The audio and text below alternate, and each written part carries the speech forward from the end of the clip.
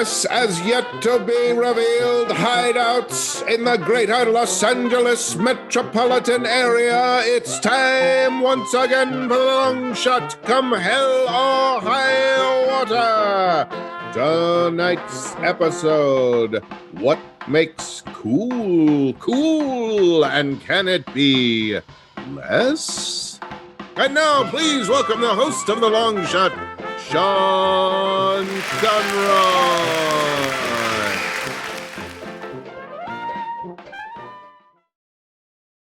Thank you so much. Good afternoon, good evening, good morning, good day, good noon, good night, good dusk, good dask, good dusk.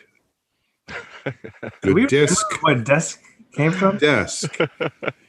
I think I one time said dusk and I accidentally fumfered it a little bit, and that was seized on and made into a thing. And so Sean, remember when you used to fumfer? God, you fumfered. I'm a fumferer. What am I going to do? I'm a fumferer. What, you know? Fumfer for life. Listen to this schmuck fumfer. All right. I am the host of The Long Shot. It is a podcast. My name is Sean Conroy. With me today on the show, the ever smoky Joe Wagner is here. Peace, everybody. The ever bicycling Amber Kenny is here. Hello, not my bicycle. Hello. But it's in the shot, so you know. The ever occasionally present Jamie Flam is here. Pleasure to join. Everybody's feeling good, feeling fine, all in the same headspace. Well, our energy level is definitely, I mean, if you're not getting that as a listener. Yeah. I mean, I you know, my energy level is definitely not performance level right now. So we'll see how this goes. We're going to ease in. Right? I mean, we all need to be kind to ourselves right now. There's a lot going on in the world. Sure is.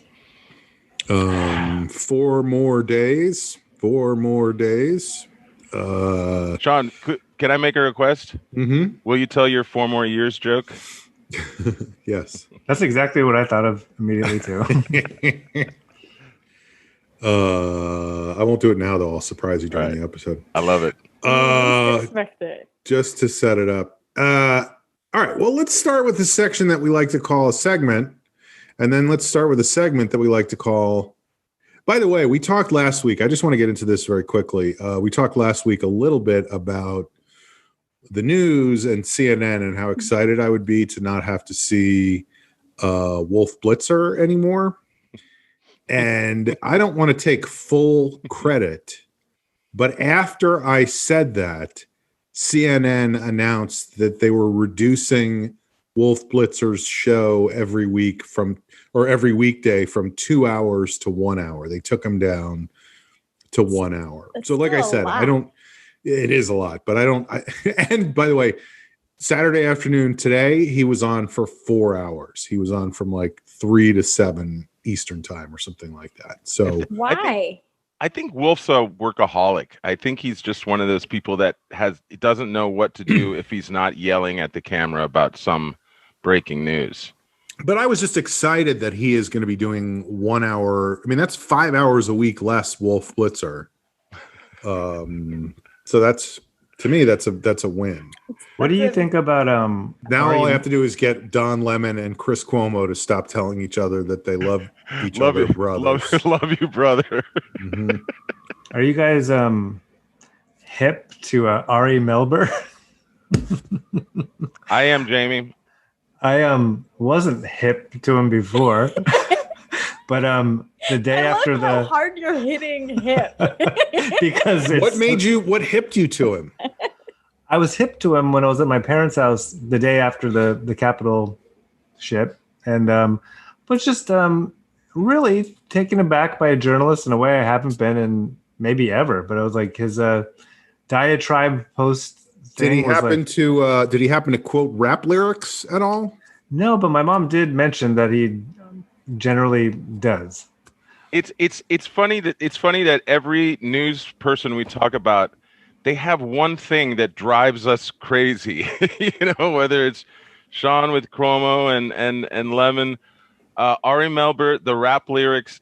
So if you've never seen him, I think he grew up in the 80s and 90s, and so he's always randomly putting in obscure hip hop or well-known hip hop lyrics into his commentary, and it is so, Amber, that face that you're making, is the it's cringe. disorienting. Yeah, it's cringy in that white guy way of like, that hip hop was my punk, Well, and that I could see that, and it would still be cringy, but I could see it on like ESPN, where it sort of fits the culture.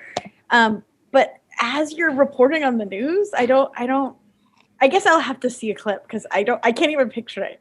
I feel like the podcast general consensus is that we want the news to be Newsier. News again. Make news again. it just reminds me of 1989, a number. Also another summer when I got down with the sound of a funky drummer. Oh no. It's shit like that, and you're just like, what? Yeah, I don't think there was any in the what I saw. I was thinking about Elvis is like a hero to most. He never meant shit. Fuck John. Fuck him and John Wayne. Yeah, well, I don't remember. Back to you, Wolf. Sean, you're not going to be going. Thank you, Ari Melber. Those were amazing quotes. I love hearing that. It looks like it's getting darker. Sean, you're 2 hours later. You're not foreseeing any wolf withdrawals, are you? I mean, 5 hours less. Withdrawals? No, I mean, not at all. I'll be so excited. Right. To not be in the Situation Room.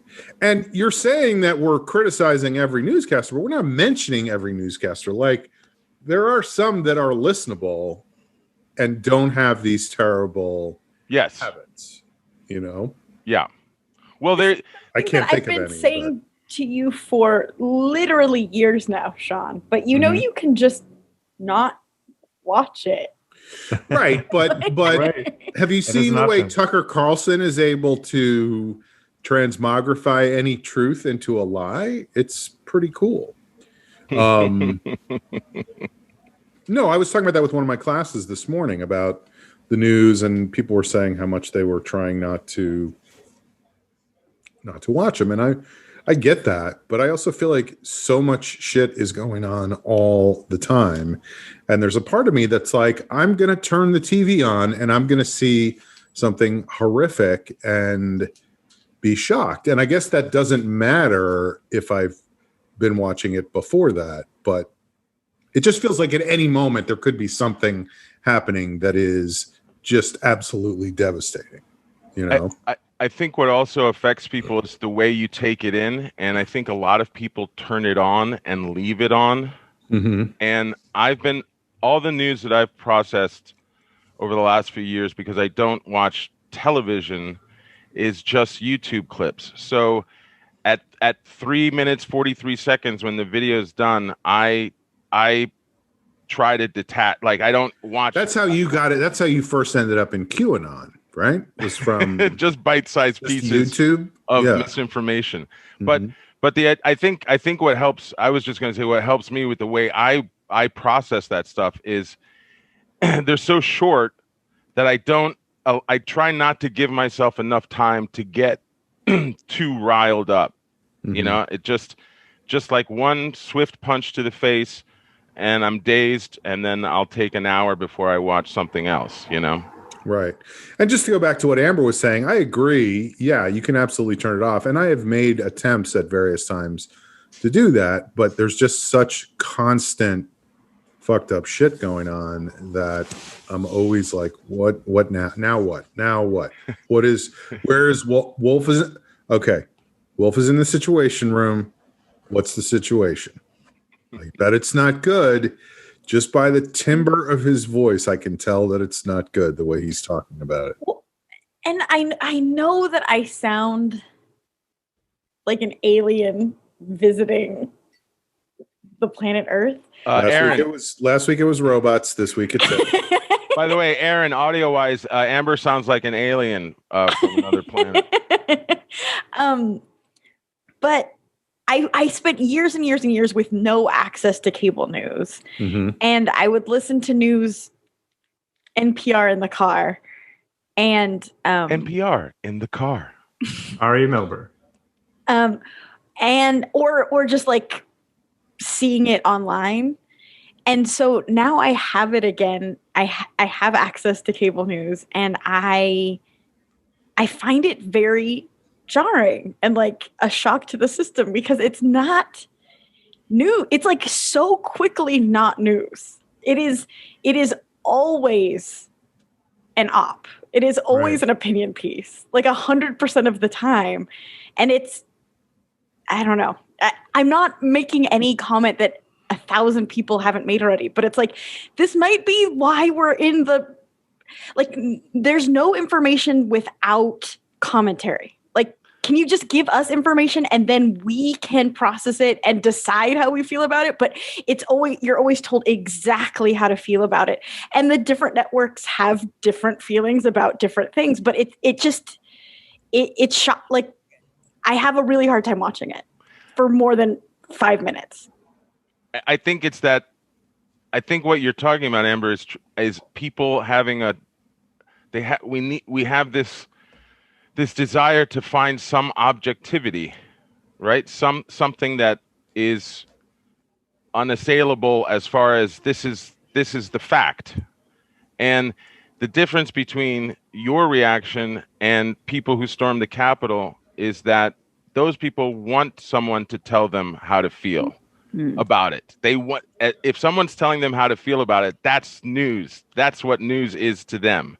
You're telling me what to feel. I mean, I would argue that our side, the good guys, are just as guilty of it. No, I'm not. I wasn't absolving any side, but more just the reaction of the person watching, which is that you have a sense, you have an awareness of, am I hearing someone's opinion, or am I getting a story? Here's just to balance it out, though. I was going to say, especially this week, there is a lot of reporting going on right now. Like, this whole week has been one massive journalistic investigation into what happened a week and a couple days ago.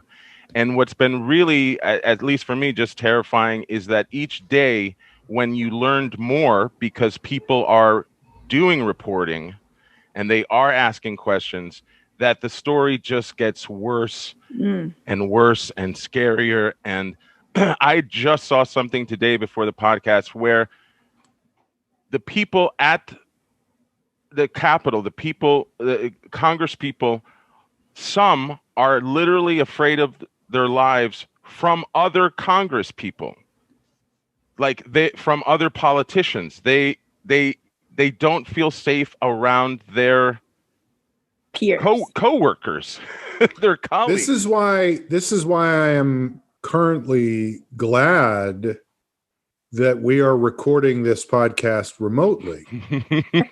Because you're scared of us? I don't feel safe around everybody on this podcast. I should tell you guys, I am strapped right now. I do have a licensed firearm. But that is that woman from I don't know where she's from, Colorado, maybe. The woman who just got into Congress, who said she's going to be carrying a gun all the time.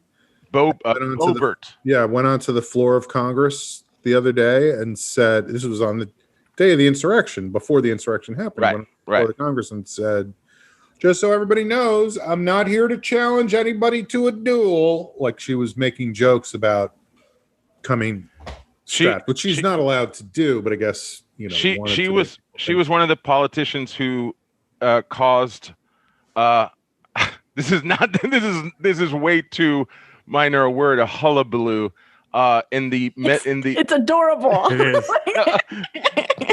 A little kerfuffle, if you will, at the metal detectors, at the magnetron. Why should I have to do this? And then other politicians joined, and they were stopped. They were just and they were rushing. They themselves are rushing past Capitol Police officers. You know what the key word you said there is? Russian. But all of that said, I did. What day was it? Now I'm lost. Was it Wednesday? Was it a week ago? I mean, was it? It was Wednesday. The storming, the insurrection. No. The vote for impeachment.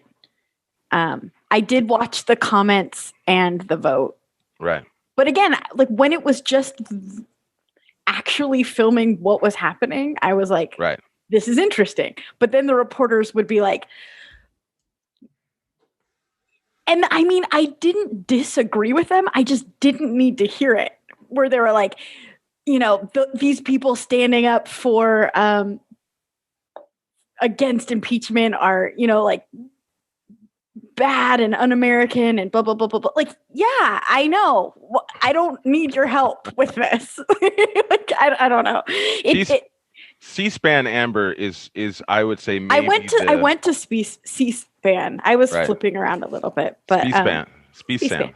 Now, here's two things about that. One is,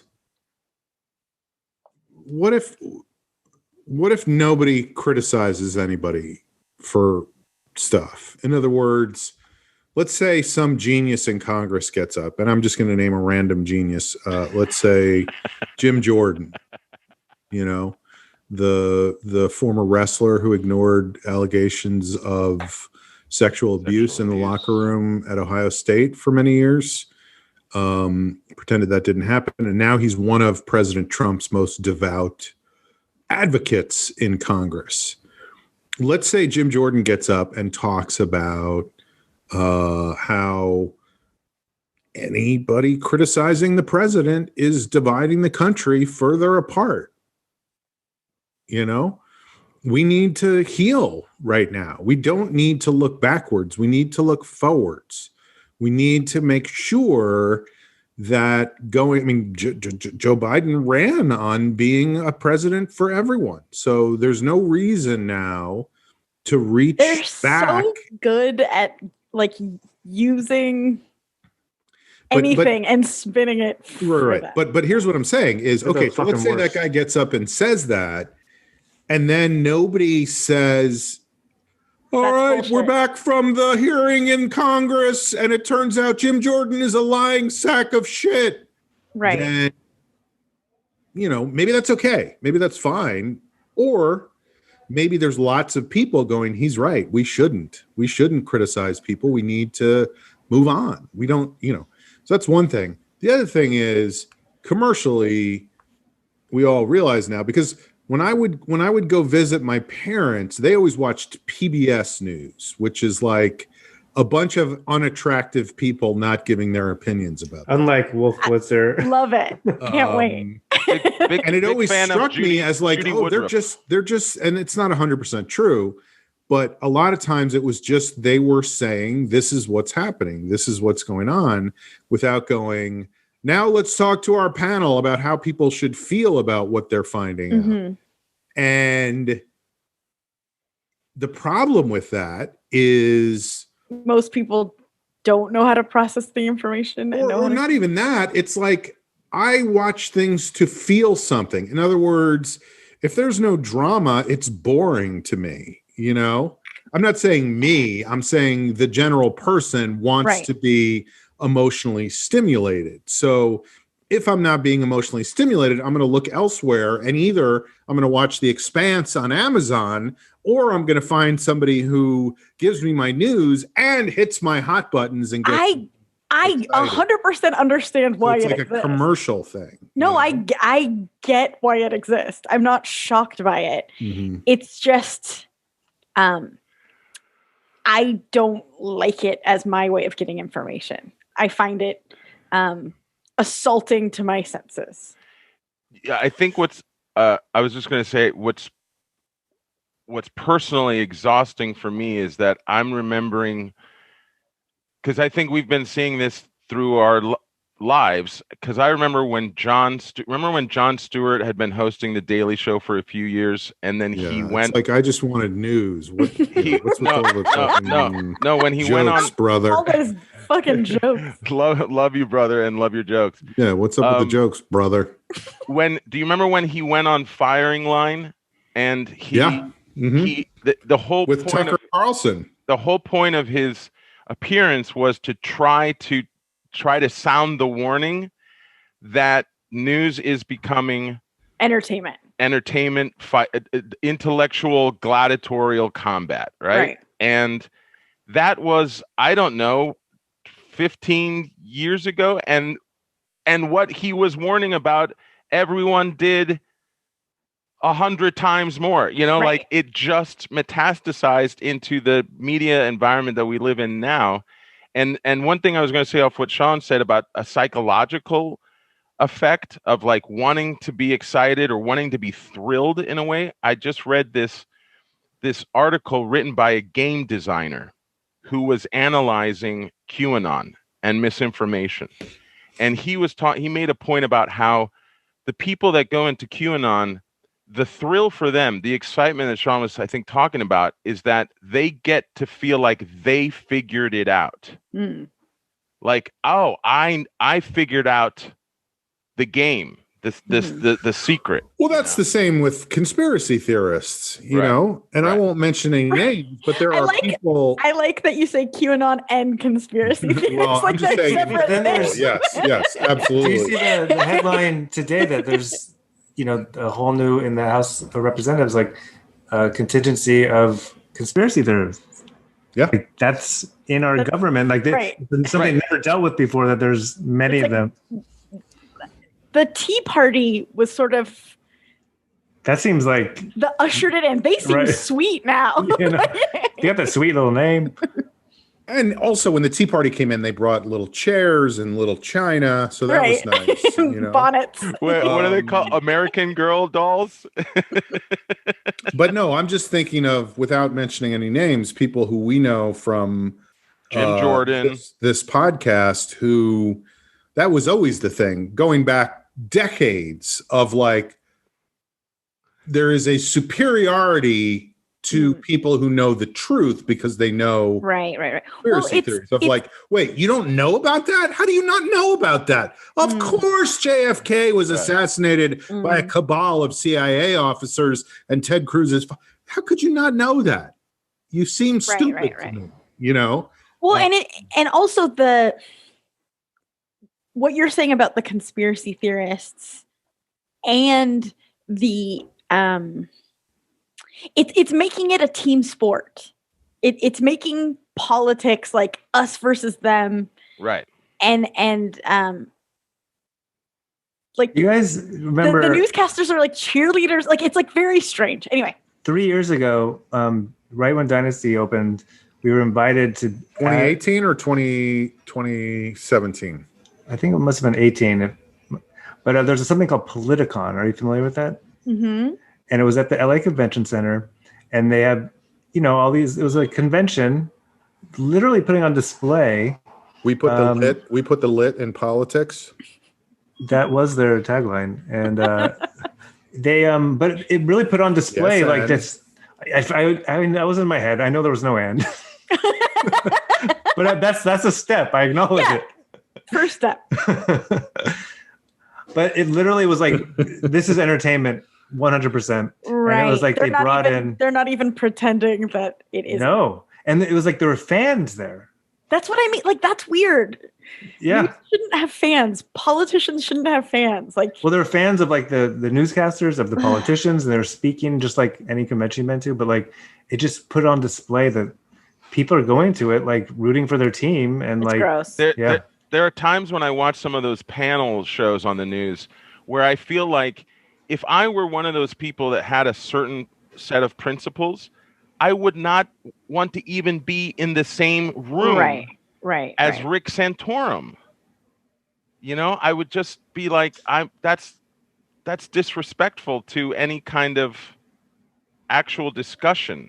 It's funny that you mentioned Rick Santorum. I just want to show you that I just wrote down on my pad Santorum, because I wanted to bring him Wow. up. Are you doing your My magic? psychic trick? Yeah. your Interesting coat that you pocket. should mention Rick Santorum. Well, looks. I just wrote. If you psychic trick. Well, Go ahead, but Amber. also that making it a team sport for both sides. I know that you're not supposed to both sides things, but Well, you can't have a team sport without two sides. but making it the teams makes it so much easier for either side to include an ideology that a person on their own might not adopt. But it's like, oh, but my team feels that way. Do you see what I'm Right. saying? Like Yeah. it's very dangerous. And no, and the problem is, and I think Amber, what you're getting at, because it's scary to even say both sides now, because that's what the other side has said, Right. you know, and I think what we're trying to come up with, or people are thinking about, is like, can we get to a new way? We have to evolve. This way right now is not working. This No, team no, thing no. is not working. No. And And I don't really see a way out. We keep getting deeper in the hole of Right. misinformation. Right. The difference between team sports and this is that if you are playing a team sport, you have referees, you have people to ultimately make decisions, And there's like a truth. There's like and you agree on the yeah. rules, you agree Wow. on the times, you agree on, and here we are, and there's two teams, and one team says we're Everything playing that team does is basketball, wrong. and the other Yeah. team says, no, this is hockey. We're on Right. a rink right now. And also, I'm gonna murder you. Yeah, right. And we're playing with guns. Yeah. It's like shirts and skins. Guns, no guns. Mhm. I'm just on the shirt side. Here's something I think about the team analogy, is that it's frustrating because we've equated politics to team sports now, but I think there's also, on the politics side, there's this part of it is people not wanting to criticize their team. This is what I'm saying. Yes. Right. And in team sports, people rag on their home teams all the time, Right. and that's accepted. Not good fans. Well, Not of course, debatable. not American, not patriotic fans. But that's where I'm not the most extreme lefty, but I'm also, I think what you were saying before, Amber, of like the teams thing is like, no team is free from criticism, Right.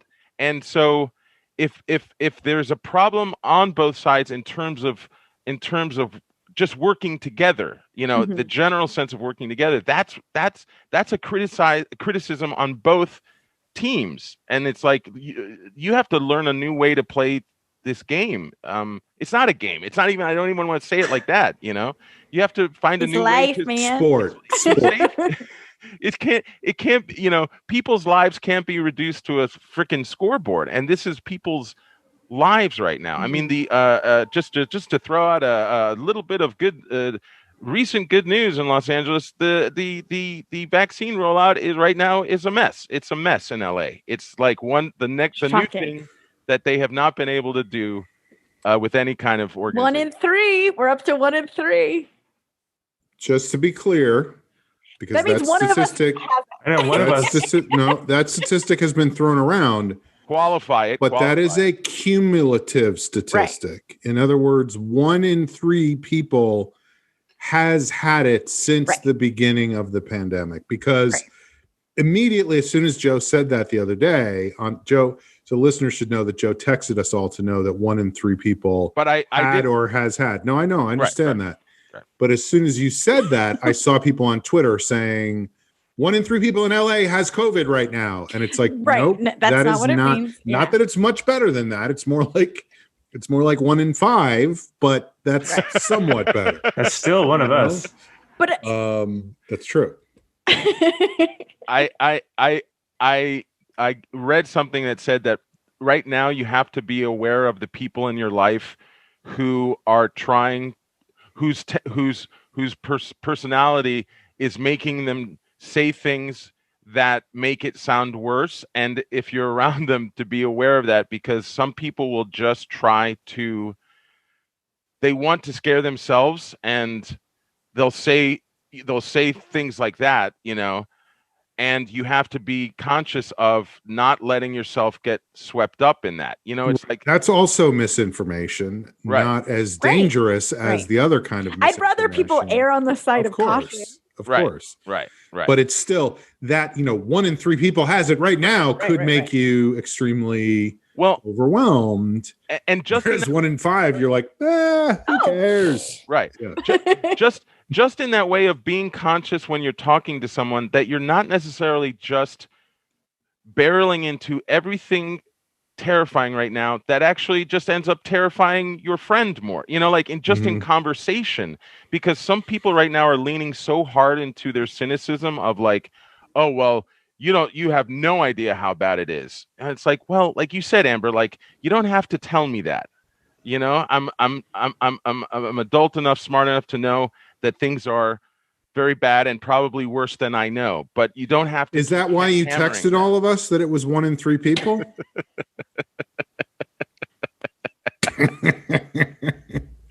Well, no, didn't I say?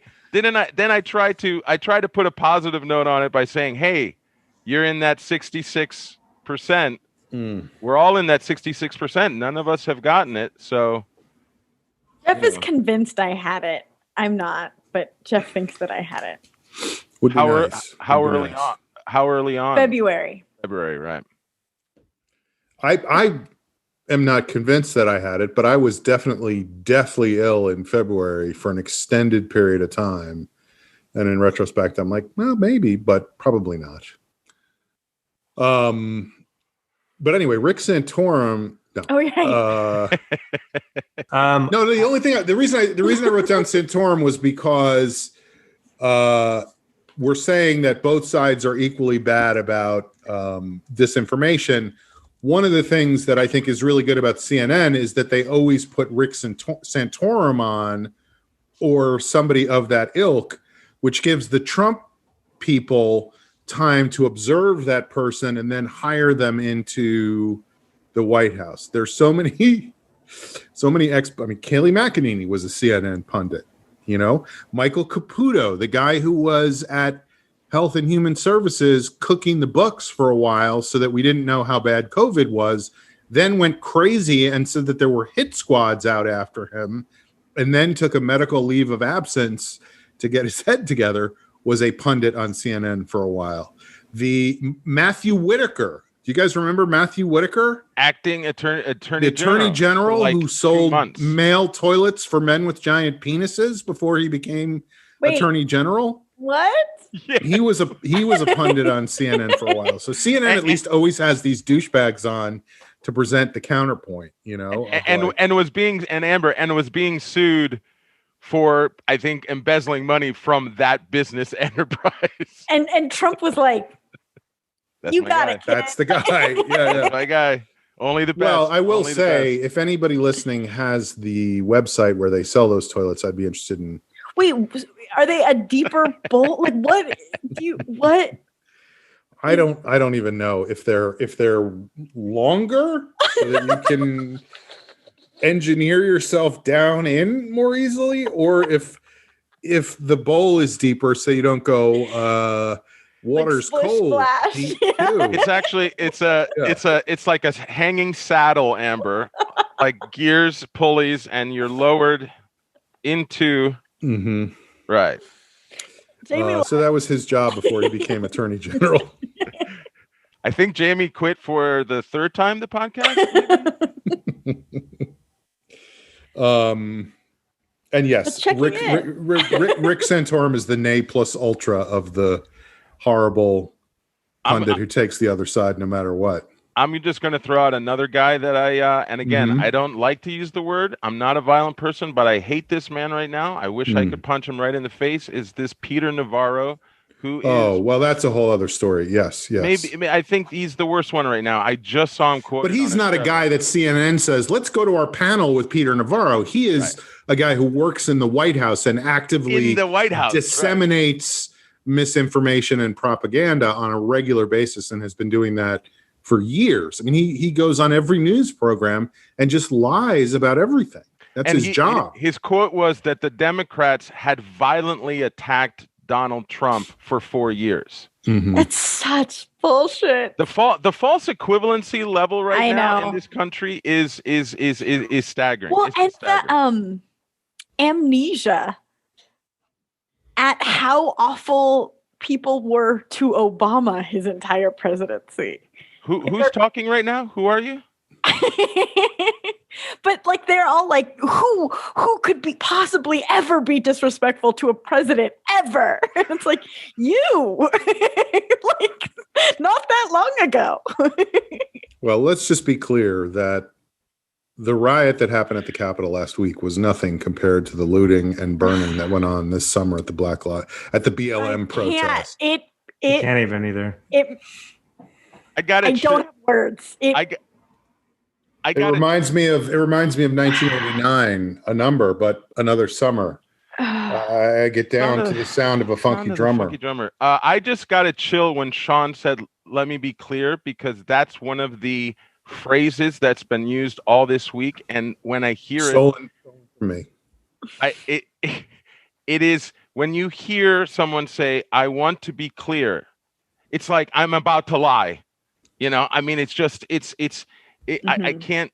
I was thinking about this all week, where like lying. I can't. Lying is like the big lie, right? The news has been talking about the big lie, which was, you know, the election was stolen, and I just feel like lying is out of control. Like, and it's one of those things that you feel like you learn as a kid. Like everything I learned, you know, like you don't the golden rule. Like right. It's like the first thing you learn. Like it's funny. I read an article today about the 15 biggest lies of Trump's presidency, and some of them I had forgotten about. The top 15. The top 15. But it was pretty like 15 most important lies. Like, in other words, some of them were huge problems. Like the election was a fraud. That was like, you know, the most he said that about 2016. Right. You guys remember? But he this won, guy, and he was like, "I should have won by more." Like the first one this guy pointed out was that Trump on Inauguration Day said it didn't rain. I came out and I was giving my speech, and I guess God said it shouldn't rain during his speech, so he held back, and then I left, and it started to pour rain. The fact is, it rained during his entire speech. Like, that was his first thing he said as president, you know? And it's so inconsequential. Like, who cares? Except but that he felt like he had to lie about that. Yeah. Right. And then the other one that really made me laugh, and it's not at all funny, but it was like the fact that we all took it so seriously at the time. And like, you look back at it and you're like, how could that have been a thing? Was when he redrew the hurricane map with a Sharpie on the weather map that it was going to hit Alabama, and was like, no. And then the White House was calling meteorologists and saying, like, could you tell everybody the president was right and you were wrong? Like, and the weather like the National Weather Service had to correct. They had to refute the president. Right. It's embarrassing. All right, I have a completely different issue to bring up before we get into checking in. We did it. We did another hour of pre-checking in. And this is a problem. It's a warm up. I don't know how big it's going to get. We'll see how big it gets. Mm-mm. There's an NBA player. This was brought to my attention by somebody who sometimes listens to the podcast, who lives up in, well, I won't tell you what his address is, but he's he listens to the show, and he emailed me to say you should know about this. There's an NBA player whose name is Duncan Robinson. He's a shooting guard for the Miami Heat. He averages almost 14 points a game. He's been in the league 2 or 3 years now. And he has just started a podcast. Oh. His podcast is called The Long Shot. Duncan So Robinson. it might be time to declare fucking full-on war against Duncan Robinson. Okay, as a Laker fan, Maybe not. a He might be- lifelong might be Laker a fan. nice guy. I don't know. And Seth Rogen. But Duncan Robinson plays for the Miami Heat, who the Lakers defeated, and this just passed this NBA Finals. Mhm. So from just a rivalry perspective, Suck it, Duncan Robinson. yeah, Yeah. he's fuck that guy. No, what were you going to say, Jamie? Oh, just I think that. that was I it. can definitely get on board because on top of him just playing in the NBA, like he plays for now a rival, semi-rival team. Well, it was funny because I haven't listened to his show yet. I will at some point, but he's only put out one episode. We've been putting out episodes. We have almost 400 episodes at this point. I think we have like 20 ratings and reviews on iTunes. No. He's put out one episode. He has 155-star ratings for his show. So, well, we would have 400. Or yeah, 500. we would have like 500 if we still had our old ones, but still, it looks bad. That it's like we've been on the air for 11 years. And You know what's so weird, guys? 20 ratings, and he's done one Look, episode. I had People are written like, down long shot on my pad. Oh my God. I wrote down. That's because you never know where you are. Did anyone watch that movie, the Charlize Theron movie? Yeah, it's great. Which one? Great. Which one? Long shot. I thought it was I Yes. thought it's so like unbelievable the whole premise that I just found it really hard. I'm surprised that you think it was just great. I just recommended it the other week. I thought to it a was friend. great. Yeah, it was really Okay, thought it was I watched it long. I don't remember enough. Only that it was Movies like aren't believable a lot of the time. Before they called it the long shot, they were going to call it absurdly unbelievable, but they felt like that was not a name that was the marketed. title, it's not And believable. before that, it was "Fuck You, Jamie." I think. oh, That's so mean. I so think mean. maybe Duncan Robinson's podcast should be called Absurdly Unbelievable. Well, well, first, let me be clear. I think what Sean is Oh saying. no, that means you're gonna be. I know he's about to lie. I think what Sean is pointing out is that Let me be clear. I am the king of a small European country. And it is raining in my apartment. At Right my now. command. Yes, and everyone. That was a yes, and. as you can Good point. clearly Good point. as you can clearly see me as you can clearly see I am covered in water right now. I'm drenched. I think what Sean is pointing out though is that as far as how we're doing podcast wise, this is kind of the listener's fault as far as rating and reviewing. That's exactly what I was pointing out, Joe. Thank Right. you for clarifying what I was because saying. we need the listeners to rate more and to get us up to whatever this guy hit. You know? No. Here's what I'm really pointing out. First of all, I have no idea what process this guy went through for deciding what the name of his podcast was going to be. If you remember, when we named this show, we went through a whole process of trying to figure out what the name should be. We came up with some names. We looked up those names. We had one name. Do you remember what it was? That there was already another podcast? No, Yes. We were thinking about naming it Two Peas in a Podcast, and there was already a podcast called Two Peas in a Podcast. But also, there was always four of us. Yeah, who knows what the fuck reasoning does that was? mean? I don't remember. This is incredible low showpo trivia. 2 peas in a podcast. I think we talked about it. We laughed a lot this- about that. I loved Right. that name. I think I was one of the ones rooting for it. Mhm. But legitimately, now I don't know what we meant. Yeah, I don't either. Who knows why that was? And by the way, I think that podcast maybe is still in my Google or my Safari history. So anytime I type two peas, it goes to two. How often are you typing? Well, I'm always trying to find dishes that work where because I have peas, but I'm low on them. You So I'm should always too. looking for Just yeah. the two. Sean types in 2 peas how to cook. No, it must be when I type 2 because I don't know why I would type. But anyway, so maybe this guy just didn't even think about it and was like, "Hey, I'm an outside shooter." It was not a a guarantee that I was going to make it in the league. I think he was undrafted. So, I was a long shot. I shoot long shots. I'm going to call it the long shot. It's also possible that he looked up the long shot and went, Not a threat. fuck those guys. Yeah. So, I I have not there's determined. more than just that. Like, if you just search Long Shot Podcast, I feel like there's a lot. I don't have that kind of time. There's You're too probably busy 15. cooking 2-piece. Hey, if you ever looked up a band in Spotify, like there's usually at least 10 bands with the exact same name. So you guys are saying that there's no reason to declare war on this guy. I think for publicity, it's a great idea. For publicity. Yes, I'm sure that will get us in all the trades. That's Jamie thinking like a guy who runs a comedy. That is. If you don't got any no, drama, I think you what gotta I drum might it up. do, I feel like if he's just going to go out and start a podcast called The Long Shot, I'm going to audition to be a shooting guard in the NBA. That's going to be my next step. I think we should challenge him to a 3-point contest. The very old white shadow. Are we renaming the show to 4 Peas in a Pod? Is that what I'm hearing? 4 Peas in a long shot Miami Heat. Fuck you, Lakers rule. Fuck you, Duncan. Lakers. Just the Miami Heat's funny. We're the podcast the Miami Heat. Well,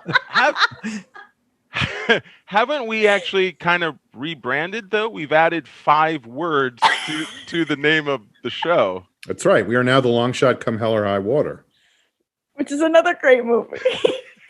Cut to next week, and he's like, "Hey, this is Duncan Robinson. You're listening to episode 2 of The Long Shot. I've decided to call it from now on. It's going to be called The Long Shot Come Hell or High Water, because that's a big thing we talk about a lot in the NBA, which is where I play shooting guard for the Miami Heat, the Miami Heat of the NBA." It's definitely what he sounds like. I know you may not have expected an NBA player to sound like this, but I do. Turns out every week I'll be taking my talents to Miami and broadcasting them on the airwaves. Thanks for listening to The Long Shot with me, your host, Duncan Robinson. I'm 22. And remember, everybody, good desk. I just had a wave of memory, and I think the title that we pitched was just Peas in a Podcast, which still makes no sense, but the number losing. I think you're right, because as I think about it, I think the reason 2 peas in a podcast, 2 peas in a pod, it's not 2 peas in a podcast, it's 2 peas in a pod. The Peas in a Podcast was a podcast. 2 Peas in a Pod is a cooking blog. So when I'm looking for recipes, I'm like, how do I cook cauliflower? Let's see what 2 Peas in a Pod has to say, And they always have something. And a lot of their recipes actually have 2 peas in them. So it works out. At least 2 peas.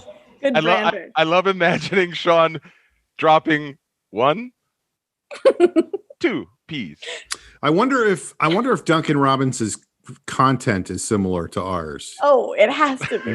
It has to be identical. Like, the other day I was thinking about cooking some cauliflower, and I just said to myself, what would 2 peas in a pod have to say about a great recipe for cauliflower?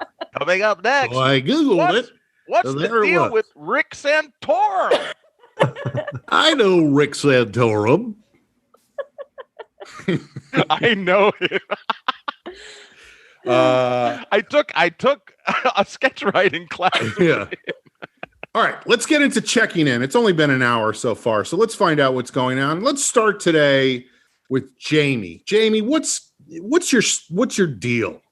Well, I think this might be covered by Duncan Robinson's podcast, but I got a new lamp.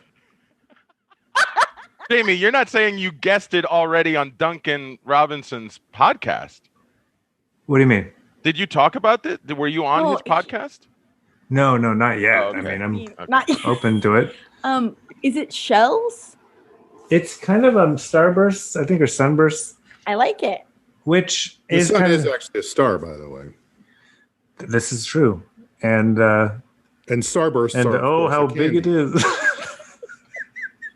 It is but the biggest star. They once great Copernicus once said, I am yes-anding and continue to yes-and even now. So far, you're 1 for 25. Yes. And 26.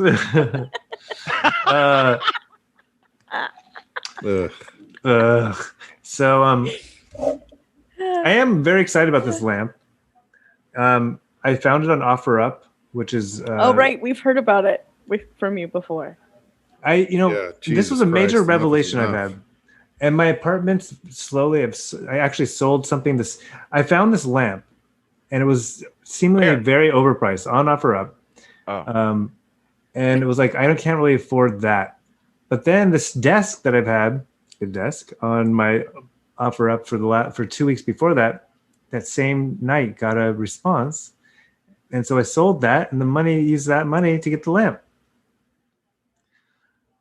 Which, a few things. I'm realizing that I should get things that I really like, which seems nuts that hasn't always been my MO.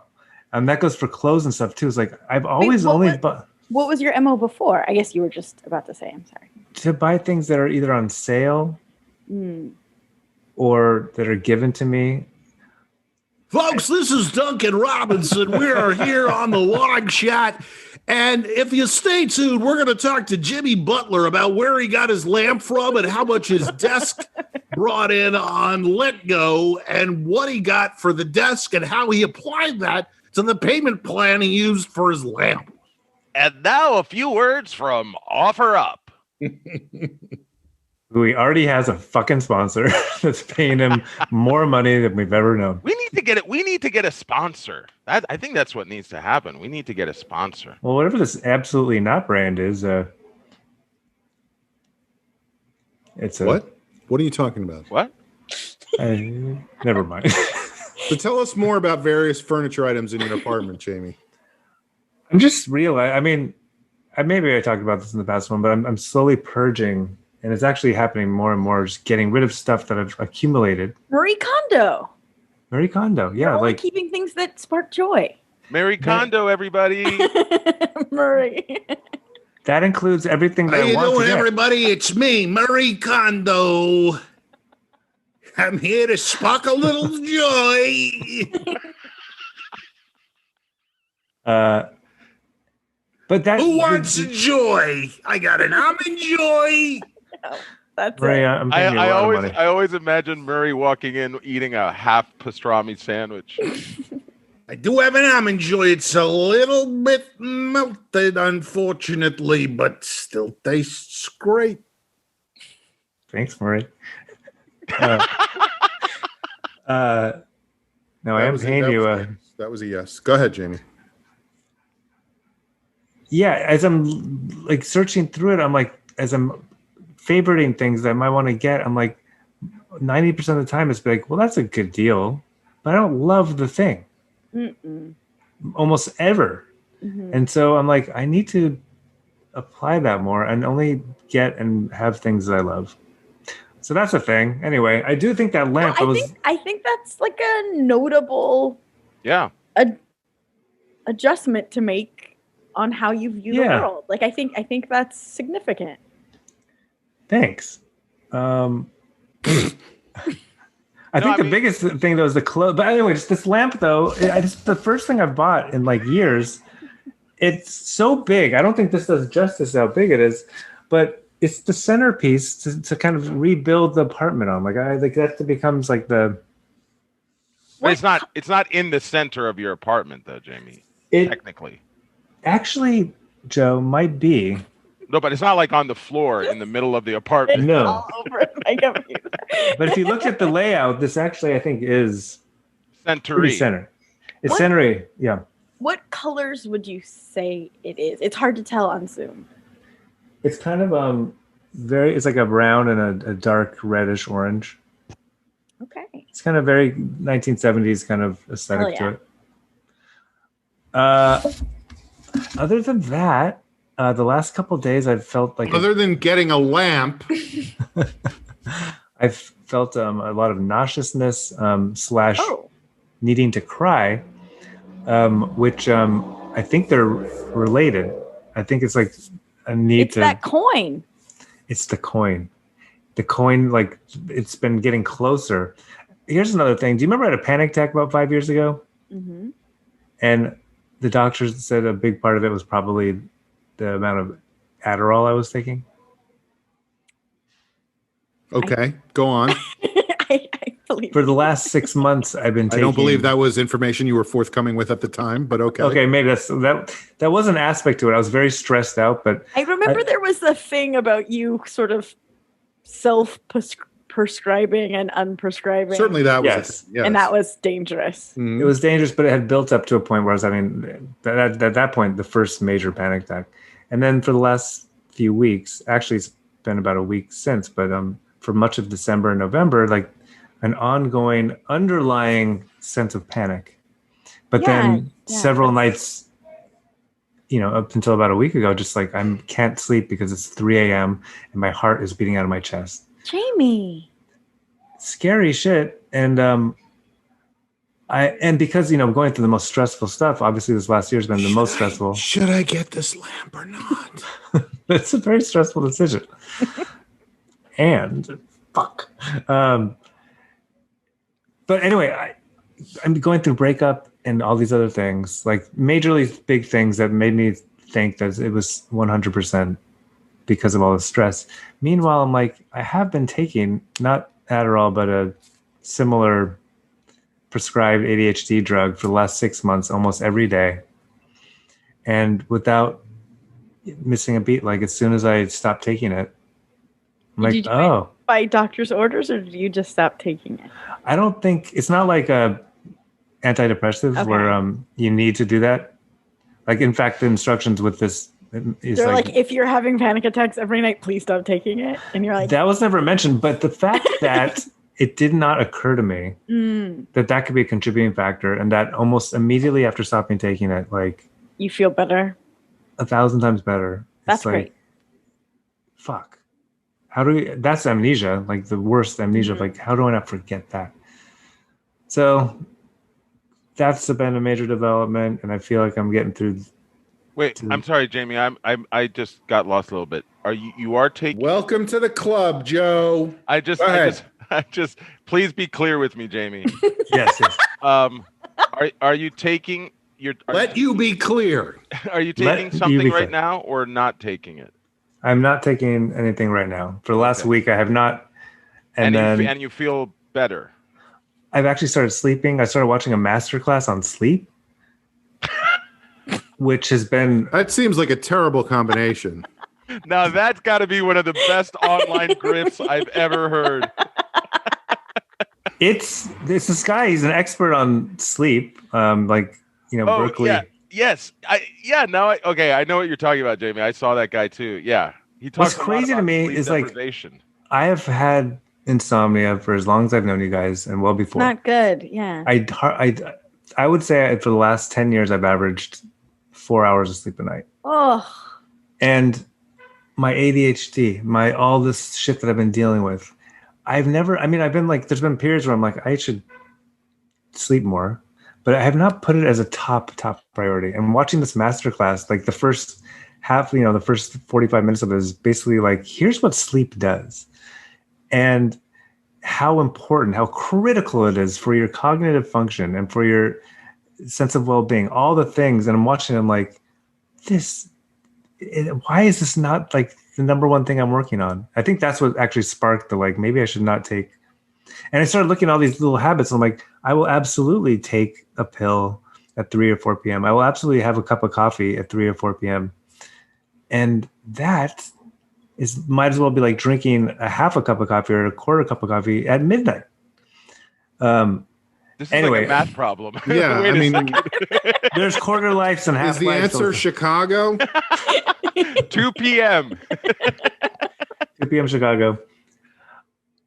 Anyway, I've actually made it like a top priority. Like, I need to sleep, and in the last week, I've I'm still, waking up more than I feel like I should, but I'm falling asleep so much quicker. Right. I got an alarm clock. The number of times you wake up should match the number of times you go to sleep. Generally. It should be a 1-to-1 ratio for sure. Yeah. But because, by the way, if it's not good. Right. No. Not good. Right.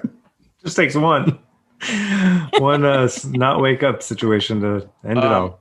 Jamie, I just have a general question. Other than working on your sleeping schedule right now, I'm just curious because I've mentioned this. My friend Matt, who you guys don't know but you know of, he was just diagnosed with ADHD like just this past year, and I was just wondering what do you do to manage your ADHD? I'm just curious in general. Not much. No. Well, that's the thing. Have you seen the masterclass in ADHD? It's hard to follow, but it's good.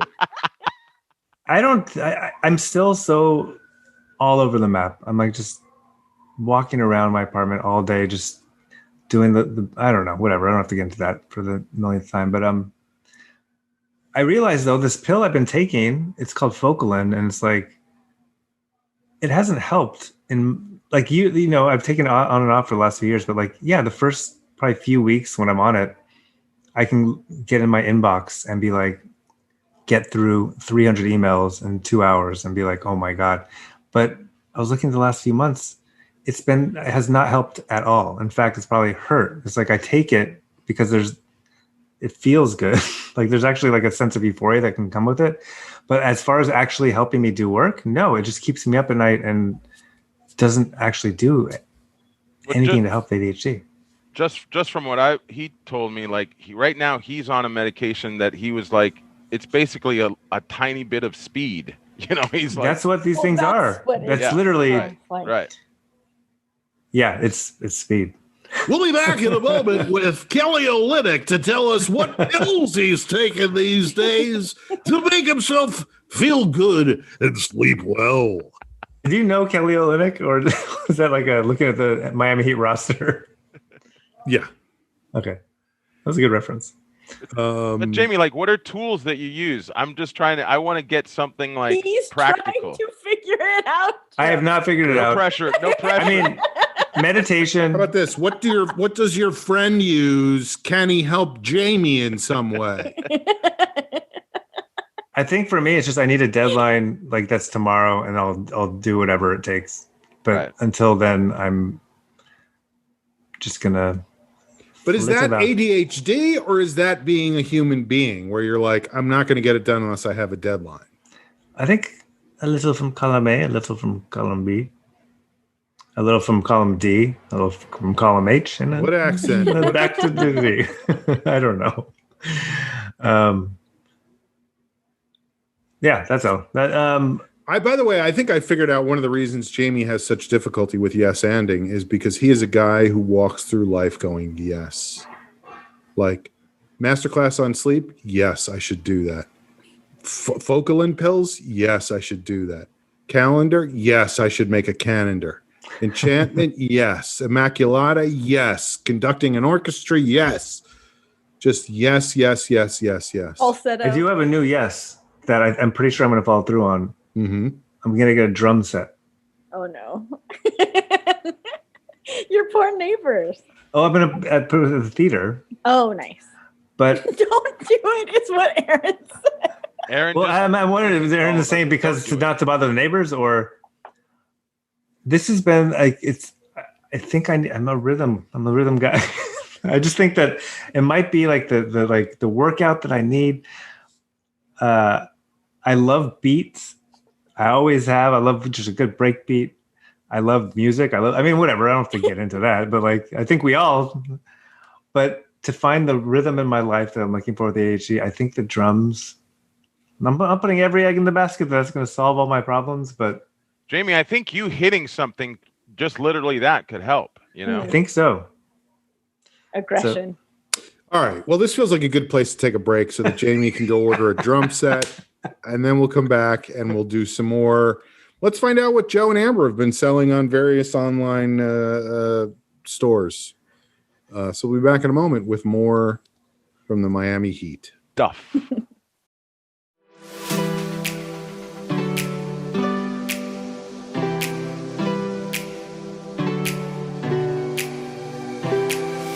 everybody, it's Sean. As you heard us discussing, there is a new long shot in town. It's making us look bad. Or, honestly, it's not making us look anything. We're making ourselves look bad. So if you guys could subscribe, rate, and review, that would help us. Help us in what way? I don't know. Feel better about ourselves? And why shouldn't we? We're in a time where everybody needs to feel better about themselves.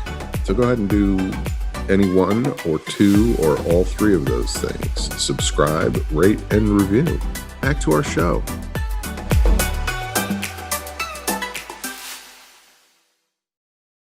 We're back. Joe Wagner checking in. What's going on? Well, I think it's apropos we were talking about ADHD because I've just been all over the place this week. We were talking about that in our pre-checking in, checking in. Just up and down. Just one of those weeks where it's just things seemed just personally harder. All the stuff that I think what's really challenging right now is whatever it is that you're using to stay sane. This week for me, it just didn't feel right.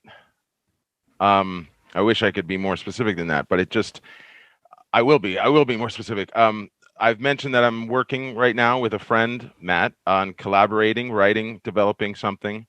And we have actually now spoken, I think like almost 35 times, each one of those like 2 to 3 hours. So we've spent a lot of time developing, and I'm at that creative somewhere between 70 and 105 hours. You're ready to kind of move on to the next step. I'm right at that point where, in terms of script writing, I want to write a scene. I just want us to take everything we've been brainstorming and talking about, and now let's try to put it into a 3-page scene and just get characters speaking and find those voices. The scene is not going to be 70 hours long, is it?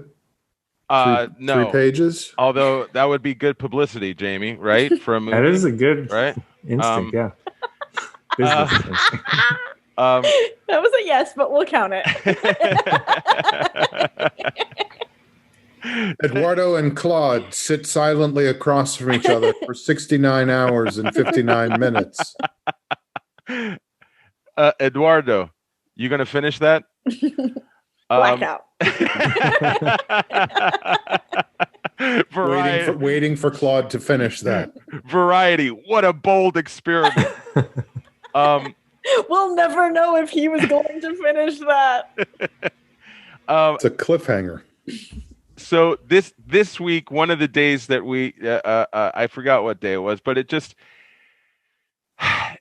it was the first time that, and I'm just speaking to anyone out there who's ever collaborated, whether it's creatively or not, but when you're working with someone to figure something out, it was the first time that I felt like we were talking 2 different languages. And because I could tell in a way, I should say this about my friend Matt. My friend Matt, he's French. He Mathieu. He is my screenwriter friend who, when he went to write a screenplay, he ultimately, when I checked in with him a couple months later, I said, how's it going? And he goes, well, I have 80 pages of notes and I've written 12 pages. And he never really finished it. He just kept writing notes. And so in our conversations, I mean, we were able to communicate, which was good, and talk it out, because by the end of it, I was just saying to him outright, what is the scene? What do you see? Like, what are they saying? Just very specific, very direct questions about what you guys were going to write. Yes, like, because as a writer, who speaks first, right, and then who responds to that? Because it sounds ridiculous, but ultimately that's where you have to get to. We have to be able to agree on that. And he kept talking about what this means, analysis, generalities, yes, the big picture. And I felt like, and I wasn't trying to rush anything, because I felt like we've done a month and a half of that. You know, we've given ourselves that time, and now we have to take the next step. And I try to understand, I think, why he was doing that, because I think the next step that we take is the most nerve-wracking generally for a writer, which is, what are the words going to be on the page? You know, what are we going to commit to? Obviously, we can keep changing. Just you saying that sends chills down my. Like, what are the words going to Well, be? Joe, maybe Matthew is ADHD. I totally relate, because I think I do that too. It's like, I think it's fear and Right. probably ADHD. It's like the fear of actually doing something that could be judged. Right. Well, Because I overplan like crazy, so I identify with that. but I think that's your role, Joe, whether Yeah. you like it or not. Like, you're the one who has to. I try to balance it. Yeah. Yeah. And it's and when I say like he talks and talks, I'm talking about like 40 minutes, you know, and Who would talk for 40 minutes before even checking in? Like, oh my God. well, We just did that on this show. Oh. Four peas in a pod. For a month straight. that's Amber, you're so right, because we've had times where I've been like, oh, we're doing a podcast for nobody right now. like that's where How is that different? How is that different? So you're doing a podcast. Listeners, please rate and review my collaboration with my friend Matt. One star, too much talk. I after 40 minutes, like I had the moment. The reason why it bothered me this week because I had the moment where I hit the wall and I started to raise my voice because I felt like that was the only thing that could stop the tsunami of roundabout talk all around. I just think it would be a good idea if we actually put some words down on paper. Don't you, Matt? Well, this is I found my shot. I did find my falsetto. This is so naive. And you can tell me why this is wrong. I'm comfortable with that. But can you just start writing it and then bring it to him? Oh, Amber. What an idiot. Oh, No, Amber. Amber, you're absolutely right. And you know what? For every collaboration, usually if it's two people, I think there is that. Some people do that. Some people go, I'll start writing, and they pass it off, right? I write 4 pages, you write 4 pages, then we exchange. Poop. Right? I think the thing is that because we have not done anything creative together in It's almost unclear 20 years, like we're figuring it out. Yeah.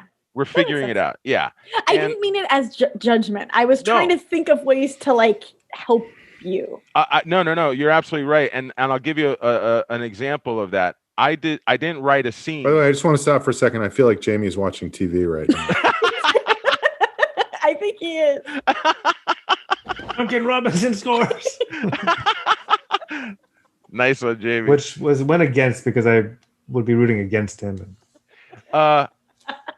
Amber, you know what I did was I didn't write a scene, but I actually took it upon myself and I wrote up an outline, because we were having the same thing with the outline. Like, you know, no one was taking that. Yeah, no one was taking that step. And I just one night I fell asleep like at 10 at night, woke up at 3, and I said, I just need to write the outline. It was actually after one of our best conversations where I felt we had gotten really, really close to some nuts and bolts of it.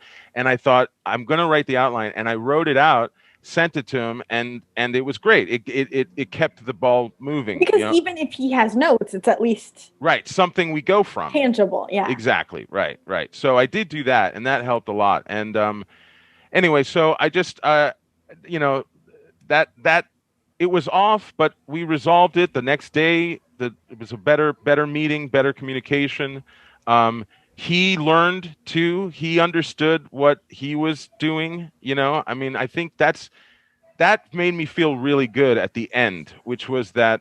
And I think it's it just applies to what's going on right now in this country, which is like being able to take some accountability, being able to go to take it in and go, what exactly, if this communication is not working right now, what is it that I'm doing that is impeding that in any way, or let's see what Rick Santorum has to say about Joe's creative partnership with Matt of ADHD. It's an attack. It's obviously he's a liberal, Hollywood lefty radical. But are you guys writing a movie or a TV show, or do you say it's a TV show? It's Sean. It's Jamie. It's a. I confuse you two guys all the time. Jamie, it's a TV show. It's an idea for a TV show, and beyond that, Jamie, it's like it's the first idea I've had, I think, ever where I can actually see the arcs for like 5 seasons. Like I'm seeing the whole thing in my head, and that's what makes it very exciting, a little overwhelming, but that's why really the point of all this is because I'm at that point where I want to really start defining it, start doing it, and by actually writing, sitting down with the blinking cursor, and here we go, because it's so big in my head. Fuck. 70 hours later. So are you going to eat that? Could you guys see that I was blinking while I was cursing? Yes. Oh, okay. I got it 100%. Okay. Good. So I just so I got through that. It was just my check-ins have involved this creative process journey that I'm on, and it felt like a bump in the road, but we got over it. I'm more excited than ever. We're doing a lot of research, and I've been watching a lot of these videos of screenwriting instructors and teachers, and this one woman once said, she goes, research is the worst kind of procrastination because you actually feel like you're being productive. But I have been doing something that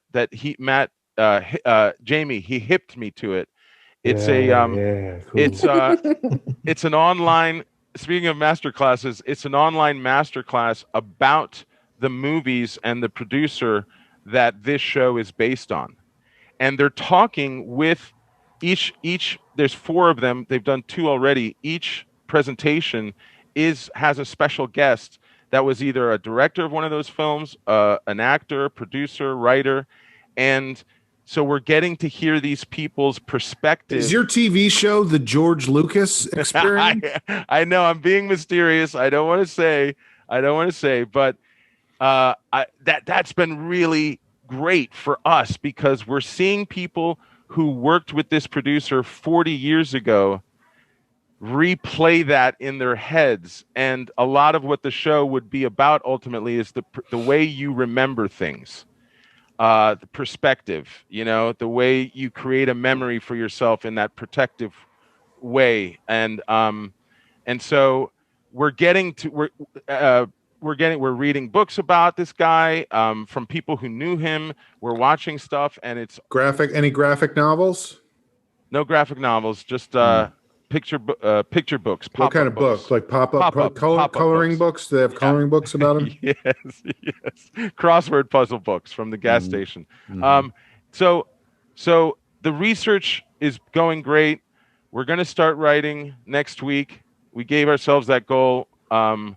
So that's where I'm at. That's my checking in. It helped, and it helped. It just, again, it's the thing that takes my mind away from all the bad stuff, that gives me a sense of purpose, and it's still there, and I'm feeling good about it. Great. Amber, checking in. You guys are going to eat this up. You're going to love it so much. So talking about coping mechanisms in different ways. Sorry, can I stop you for 1 second? Seriously, what are you watching, Jamie? I just keep looking up at the Aaron's absolutely not thing. Okay. And sorry, I'm watching Amber. Go ahead. Hoping it will move like a cartoon. It is great that when Jamie's asked what you're watching, he's literally watching a static Bitmoji. It's not even something with movement. Right. That's great. I love it. It's going to become a GIF any minute. Transfixed. All right. We're ready to eat up. Here we go. So, talking about different coping mechanisms. This is a lot of preamble, but I feel like you guys are all going to relate. You know how you just sometimes you just tether to something. And I've done that. So about a month ago, I want to say it was on Pinterest or something, I read about stripping towels. And it's this way to deep clean them. And it takes all day long. And I don't know how to explain it, but I was like, that's it. That's what I need. That will solve all my problems. So towels are not getting as clean as they should when you put them in the washing machine or whatever. Yes. Well, okay. More Right, about this goes beyond just laundering them. Mm-hmm. Okay. Okay. Towels. Yeah. All right. I know you guys are gonna hate this, and They're I not can't wait to talk about it for a really long time. Here we go. So, at my old apartment, the bathroom had no window outside and very poor ventilation, and we didn't have a washer dryer. So, like, I washed towels borderline a gross amount of time, like too few. And so Oh, not too many. Like, in other words, your towels were disgusting and you weren't cleaning them enough. What do you think how often? It's not even about frequency, which was also probably wrong. But it was also that it was basically always slightly damp in this bathroom because there wasn't enough ventilation. Mm-hmm. So I read about towel stripping, and it's a way to deep clean them. And I was like, yes, that is what I need. And you had a Jamie moment. You were like, yes, that is what I need. That's right. the thing. And towel stripping. It's kind of like what everyone has been talking about. I cannot explain to you why I got so attached. Why I got so why I got so attached to this idea and obsessed. So I learned about it in the old apartment, but we didn't have a washer dryer, and it's a thing where you have to wash the towels and then soak them in hot water with special ingredients in your bathtub for like 7 hours and then wash them again. So without having a washer dryer, it felt difficult.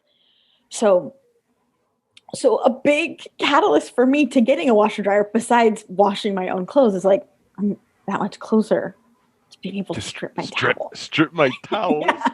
Strip my towels. That sounds weird. I know. I understand. Anyway, but then you need special ingredients. You need borax. You need washing soda. And my wife. Yes. I'm sorry. To get borax and the detergent, the normal detergent at Target, but the washing soda was difficult. So I had to special order it. Point is, washing soda? Mm-hmm. It's basically it's like baking soda, but it has like one different degree on. I read about it. Look, try baking with washing soda. Try washing with baking soda. Well, They're not designed for that. I read a whole article on how you can convert baking soda to washing soda. There is a way to do it, and I was like, no, I'm not this crazy. I don't have to worry about that. Yeah. So the baking soda finally came yesterday, and this is what I mean about like everyone has coping mechanisms. I was tracking the package order of the washing soda like it was You're insolent. Yeah, like it was like the best present I've ever gotten. Like couldn't wait for my washing soda to come. It arrived yesterday. I will tell you, I spent the day stripping my towels. They're in the dryer right now. I'm actually kind of anxious. I cannot wait to touch them and smell them and see what they look like. A whole new world. But I also, I know intellectually, like, this isn't going to change my life as much. It sounds like it might. but Amber's like, Jeff, let's put them on the floor. They're magic carpet.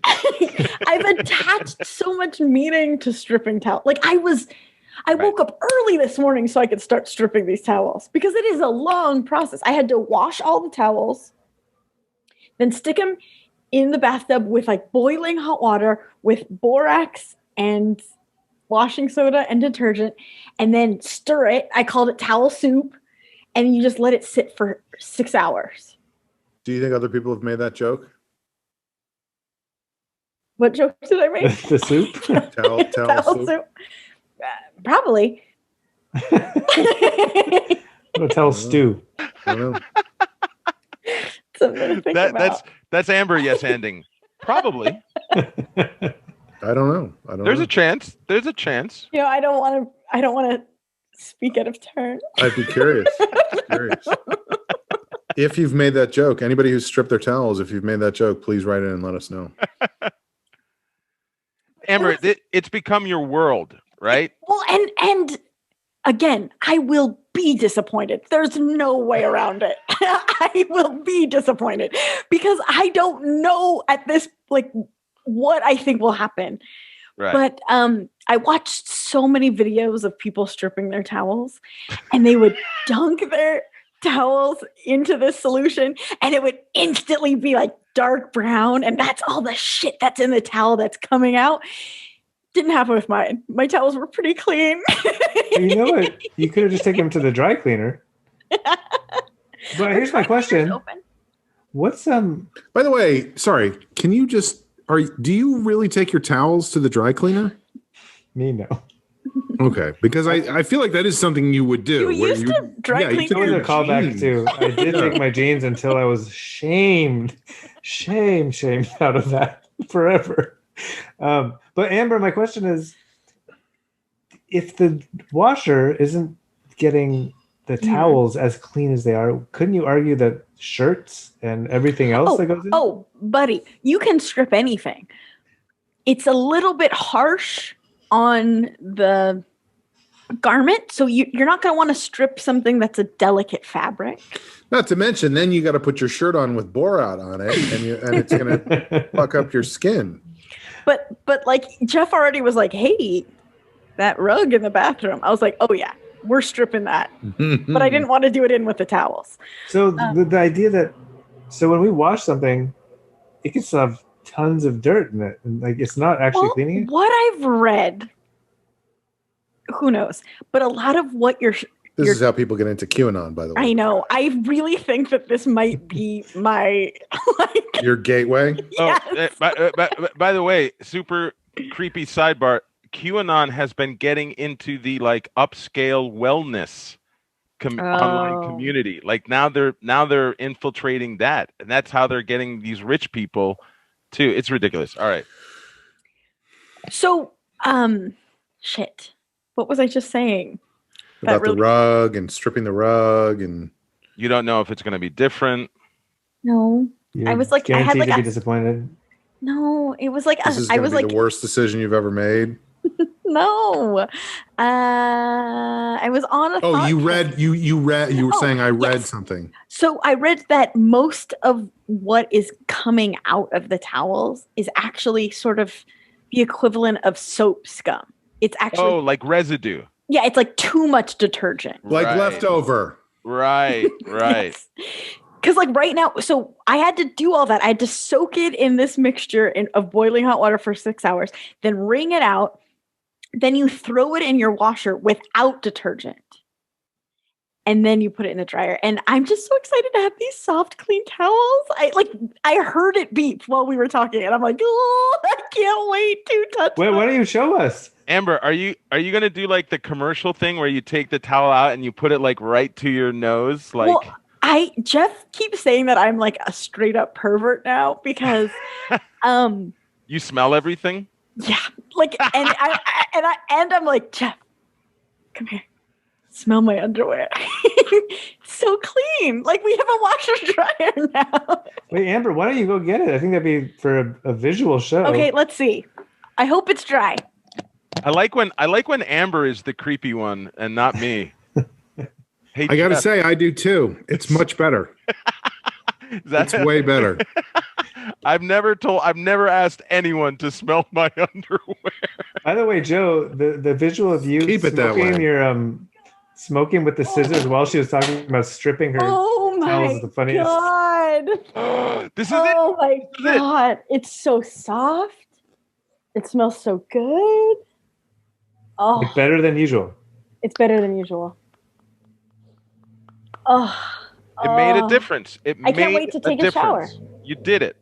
But that's what I'm saying. Like, now what? Like, Yeah. it was fun to have something to be obsessed about. Well, you did Now- say And you it's did say done. you can strip any article of Yeah. I clothing. think now you take a bath and you get to really enjoy, like, that's the relaxation that's a You get to really enjoy the dirt that's in there from the stuff you've stripped. Oh, True. that was crazy. That's pretty when rough. I took the water out, that is not how you say it, but when I drained the tub, there was like crap Stuff. at the bottom of the tub that were in these dang towels. Now, I have a question. Did you have I don't think you did have a washer and dryer at your old apartment. You did not. No, I didn't. So you have no control group right now. In other words, you're coming into a new situation with a new washer and dryer and adding a new procedure on top of that. Right. So you don't know if there is an added benefit to stripping of the towels on top of just having your washer and dryer there. Well, and I cleaning have it that way. washed these towels a couple times already because I didn't have the washing soda. Mhm. These feel different. I don't believe you. congratulations Dude. and thank you. Amber, I believe that you believe it.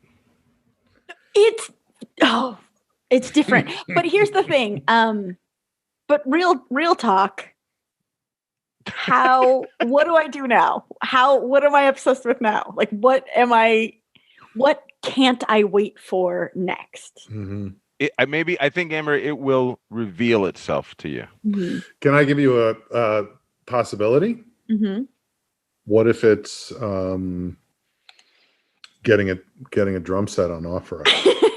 And a I would dog. love any help. I don't know what kind of drum set to get. Oh my god, this is unreal. What if it's just stripping? Or it's what white strips? I regret saying that for Jamie's giggle. Sorry. So yeah, I wasn't gonna talk about towel stripping. But you But couldn't then- help yourself. Well, I realized I was like, that's been what's consumed me this week. So like I have to speak to my truth. Do you think that Duncan Robinson will ever have the topic of towel stripping? Actually, I mean, in sports, there's so many towels. So And so many strippings. I bet you people strip those towels because they're probably disgusting too. and speaking of I don't NBA, know. They probably have so many of them. You know, if you're the Miami Heat, every guy gets 100 towels. They're That's not true. using them for more than just like. I was listening to a podcast today, an NBA podcast, about The NBA. James Oh, the long Harden shot. was traded to the New Jersey Nets as one of the biggest blockbusters. But they're talking about this new era of the NBA and the players now they're only on a team for 3 or 4 years and their entitlement, blah, blah, blah.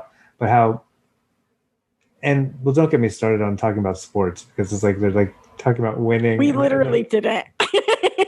But the idea that they're talking about Kevin Durant and like these people's like there's this big expectation of winning an NBA championship, like that's going to solve all your problems. And that but they're talking about how like a lot of these players they win it, but then there's still this.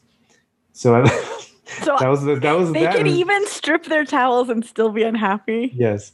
Wow. Those are the two When you- examples that I heard today. That I got to be honest. That's one of the reasons I never auditioned for the NBA, because I was like, this is not going to solve all my problems. But now that we're at war, we're deciding whether we're going to be at war with Duncan Robinson. With Christmas? It might be time for me to dust off my shooting shoes. It would really get a great rivalry going.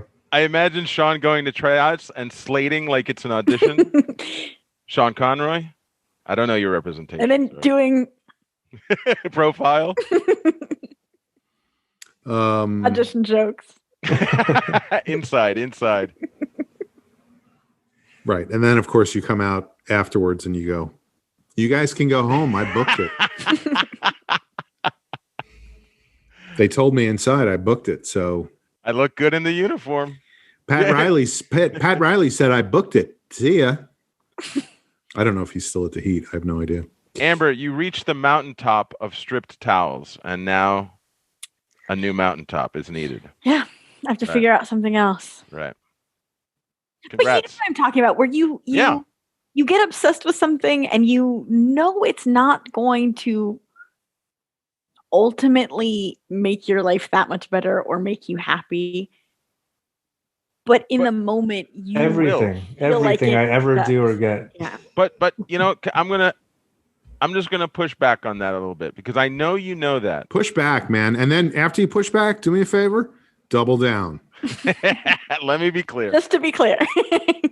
Because Amber, I totally get that you know, right? It's not a huge life-changing thing, but like you said, in the next time you use those towels, you're just going to feel better. And right now, anything that we can do to make us feel a little better just through the day is better. So One laugh, one smile. one strip towel.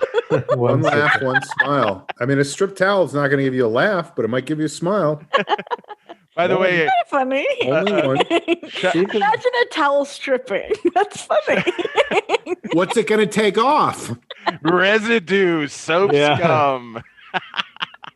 By the way, shout out to a listener, Jesse Navarro, who, when I referenced one laugh, one smile, described that as the Conroy rule. Yeah.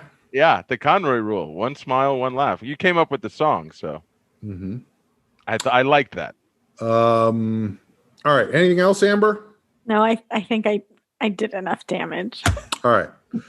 Well, it's time for a segment on the show that we like to call Parting Shots. So let's start today with Joe. Parting Shots, Joe. My parting shot is a shout out of gratitude to our captain, the host, the guy who came up with the name Peas in a Podcast. I refuse. I'm almost positive it was me. Yeah. I'm almost positive it was me. In like I'm 100% positive it was you. I just thought it might be funny. It definitely wasn't Eddie. It definitely wasn't Jamie. It definitely wasn't me. It was me, big time. Yeah. Was Eddie? And we were all like, all right, yeah.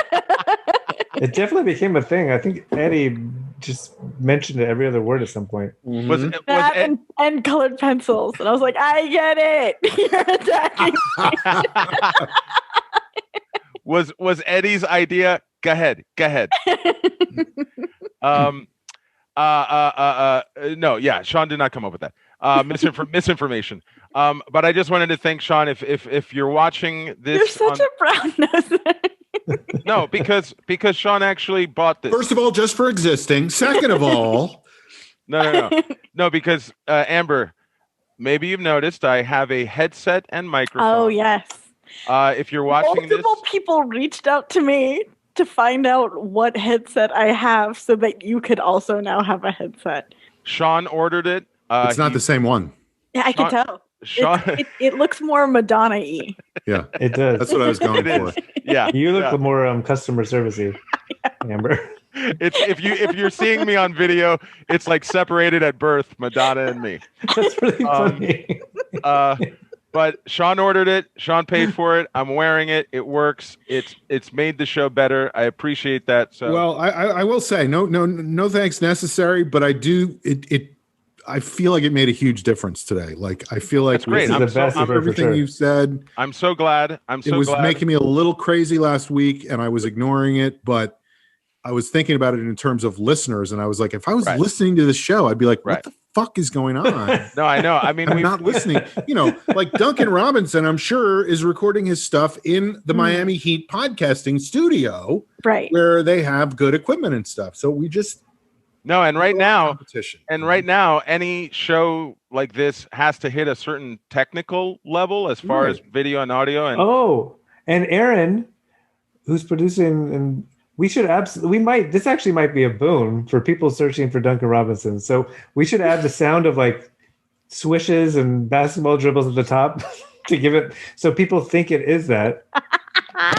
We might actually get some. You're still here. thinking about how we can leverage that show into getting more listeners for our Think show? about it. Yeah, he's getting probably hundreds of thousands. I hate to break Yeah, it to you, we'll but take that a ain't gonna couple happen. from him. Aaron, we don't want No one who's going to listen to his podcast is going to be like, I found this weird, endless, bizarre stream of people talking about the most mundane. One segment was about a lamp, And then a towel. about owls, and then there was another whole thing about should we start writing or should we not start writing? No, we should. Aaron, if you Oh, if you that don't- sounds really compelling. Let's turn off whatever we were listening to and listen to that. So it's amazing. You're right, Sean. It's amazing we have listeners, but we do. Aaron, if you don't have enough work, if you could Photoshop a picture of us in basketball jerseys, and to continue the ruse, And can we do those? What are those jib jab cards? Can we do a jib jab card of all of us as the Miami Heat playing basketball? but I just wanted to say, the audio's better. Thank you, Sean. For example, the video, I didn't buy it. I found it through have you guys seen any of those like Facebook pages that's like No, I don't have Facebook. Okay, trading. Yeah, you're right. There's like trading pages, you know. There's one called the Apocalypse Trading Post that I'm a member of, and It sounds like Jamie's. Yeah, it's just more. Do you have this? Do you have that? You're right. And I looked up. I needed an Ethernet cable to make a direct connection. I don't know if you guys. I know you've noticed, but I'm not having any glitching internet. Yeah, it's way better. So I got that. I got the Ethernet cable to connect it directly. That's helped, and now the sound is good. So I'm feeling great about the future. Great. There you go. Jamie, parting shots. I guess I was listening to another podcast the other day. It was Ben Folds was the guest, and he was telling a story about he was recording. I guess he was producing William Shatner's album. Whoa! A few years ago. I didn't realize he produced that. Who knew? And so, William Shatner. At one point, Ben Folds was calling everything cool. And he's like, well, let's do another take on that song, make it, but we can do a little bit cooler. Oh, that's a cool take. Or we're going to get food. All right, that sounds cool. And William Shatner like confronted him, was like, why you keep using the word cool? What does the word cool mean? Like, please define what that means. Like, I have no idea what you're talking about. And because it went on about it.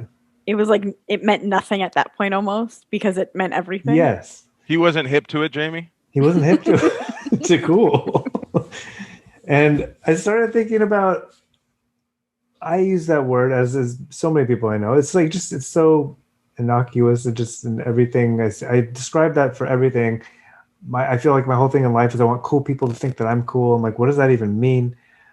What does cool mean? I'm like, I want to start saying the word less because it's much more interesting to actually define, well, why do I think that's cool? I guess it goes for anything. Like why do I like something? To be more like judicious. Like when something is cool, it has more weight because you're not saying everything is cool. Is that what you mean? Part of it, but also just to actually really get to know myself better. Like, why do I think this is cool? Is it because it taps into a certain aesthetic? Like when I'm trying to make something or create something, it's like, I want it to be cool. Yes, but But why? What does that mean? Yeah. What does that even truly mean? I don't know. I've already felt like it's helped give a little more context. But don't you think also that trying to make something cool is like not cool? Like, you know, when a thing is cool, if it's cool, It has if to you go, I got to make this more cool. That's a Not way of cool. not making it. Well, I cool. think the ultimate coolness is authenticity and realness. Like I really believe that that's what. And And when I Jamie, look at people, I'm like, that's a cool person because they just don't give a shit what anyone thinks. Totally. I think when I've heard people talk about cool, they also say effortlessly cool, and I think that is a part of it. That it has to be without effort. It just has to be cool, rather than like Sean was saying, like if you can't make something cool, that can become problematic. You know, cool is cool. Sweaty. But by the way, Jamie, just to be clear, you weren't saying that you're going to use the word less instead of cool. No. Okay. Like I want people. Wow, less. Yeah, I want people to think That is I'm so less. totally less. That is so less, man. But that's actually kind of cool. It's kind of less. All right, I understand you. I just found it interesting, and that is my parting shot. Nice. Thanks. Okay, here's my parting shot. I went to Starbucks last night. I feel like my whole life is Starbucks at this point. Like it was before anyway, but now it's even more that because there's just nowhere else to go. Right. And I was just out driving around to be out of my apartment last night, and I knew that there was a drive-through Starbucks open. So I was like, let me go to this drive-through Starbucks. That way I don't have to go in. I don't have to worry about, whatever, contactless tracing, all those kind of things. So you can drink coffee at night and sleep? No, but I can drink coffee at night and not sleep. And I was in a position where I felt like I had to do that. So less, to be clear. So less. And let me just baby. double down on that. So I go to Starbucks. I drive into the drive-through. I'm like 4 cars back from the front. It's taken a while, but that's okay. What else do I have to do? I get to the window, or not the window, but the speaker where I'm going to order my thing. And nobody says anything for a minute or 2 minutes. And I'm just sitting there. I'm waiting. I'm like, I'm not going to be pushy. They may be busy. Yeah, they got stuff going on, whatever. It's a pandemic. Now there's like 4 or 5 people behind me, maybe more, because I can't see past the last car. So I feel like things are stacking up. People start beeping behind me. Now 5 minutes has gone by, 6 minutes, 7 minutes. They haven't. So I'm like, hey, anybody, are you guys okay back there? Like I was like, maybe something bad is happening. Are they, who knows what's going on? Are you guys, everybody all right back there? Nothing, no response, nothing. And finally, somebody gets out of their car and walks up to the thing and then comes and just looks at me and goes, there's nobody in there. So the people who were working at the Starbucks just left in the middle of while everybody was waiting online. Because then I was like, there has to be somebody in there. And I drove around to where the window was and I looked in and it was empty. There was no one there. That's awesome. Good for them. That is incredible. I don't think that's awesome. I think that's bad customer service. And all the lights, I mean, like the lights are all on and... Yeah, it just looked open. Like the drive-through was still open. People were still coming through. They didn't turn the thing off. Right. Scoreboard was still flashing. Or whatever you call it. The thing with all the drinks on it, Team Which Starbucks. doesn't change, but somehow flashes every once in a while. I keep thinking it was going to change. It doesn't change. But yeah, they were in there. They were serving drinks. I don't know how many of them there were, 2, 3 maybe. And then they were like, hey, what do you say? Get out of here. What do you say we go strip some towels? You want to go strip some towels? I got Borat, and they left. They were gone. So I just want to lodge a formal complaint against Starbucks, the corporation. What? Where is this located? This one was at Western and I know the one. Fountain. Yes, right by the 101. Right. And I will also say that I saw Ben Folds in concert with William Shatner. Wow. Really? Yeah, Shatner did a version of Common People and with Ben Folds, and that was kind of the big finale of the concert. Like, it's not like Shatner did a bunch of stuff, but he came out at the end and sang Common People. So That's it was cool. I love that. pretty cool, especially as a long time less, Star less, Trek less. fan. Yes, it was so less. It was so. I would recommend, Sean, or all of you, but that episode of Broken Record was really interesting. Broken Record, it's called. I also saw Ben Folds once at the mall where the Sunset 5 used to be, you know, the place at the corner of like Sunset and Crescent Heights. Laurel, Oh, yeah. yeah. Or Laurel, whatever it is. Yeah, right. Yeah, there's that big mall there, and he just performed right in the middle of that mall. Like, it wasn't That's even amazing. Yeah. That's incredible. And then he hung out, and I actually got my picture taken with him. I'll see if I can dig it up. Maybe I can post it. But Broken Record is Rick Rubin and Malcolm Gladwell, which I think is up your alley. But then the last one I'll recommend is, I think the episode after that is with Pharrell Williams. He's the most less human on the planet. Like, after listening to that, I was like, I wish I'd. Sounds like an insult. This is not a racist podcast. Anyone who's listening for the first time. Did it sound racist? It doesn't get any less than Pharrell Williams. Yeah. Lesser.